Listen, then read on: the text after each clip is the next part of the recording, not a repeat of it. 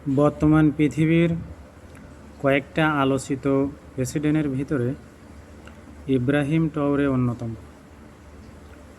কিছুদিন আগে জাতির উদ্দেশ্যে ভাষণ দেওয়ার সময় সে বলেছে তাদের দেশে গণতন্ত্রের দরকার নেই। আমি তার সাথে পুরোপুরি একমত।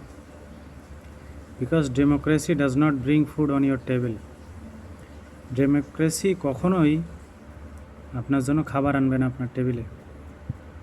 অবশ্যই আপনাকে কাজ করতে হবে। তিনিও তার জনগণের উদ্দেশ্যে এই কথাই বলেছেন, ডেমোক্রেসির দরকার নেই আমাদের দেশে। সবাই মিলে দেশটাকে সুন্দরভাবে কিভাবে পরিচালনা করা যায়, দেশের জনগণের টেবিলে যেন 3 বেলা খাবার আসে সেই ব্যবস্থা কিভাবে করা যায়, সেই উদ্দেশ্যে সবার কাজ করতে হবে। ডেমোক্রেসি তো শুধুমাত্র একটা বৃথা চেষ্টা। পৃথিবীর কোনো দেশেই ডেমোক্রেসি নেই।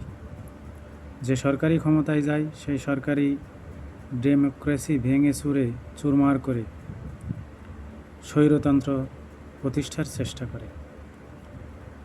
আশপাশে অনেক দেশ দেখেন, পৃথিবীর সবচাইতে বড় গণতান্ত্রিক দেশ হিসেবে আমাদের পাশের দেশ ভারত, তারা বলে যে পৃথিবীর সবচাইতে বড় গণতান্ত্রিক দেশ তারা।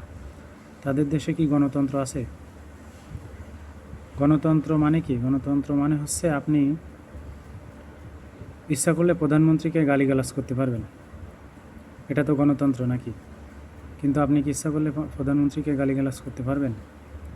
কিছুদিন আগে একটা নিউজ দেখলাম, আমাদের দেশের প্রধানমন্ত্রীকে নিয়ে কটূক্তি করার কারণে এক যুবককে গ্রেপ্তার করেছে। এটা কি গণতন্ত্র? ইফ দিস ইজ গণতন্ত্র, I don't want this fucking গণতন্ত্র, ওকে?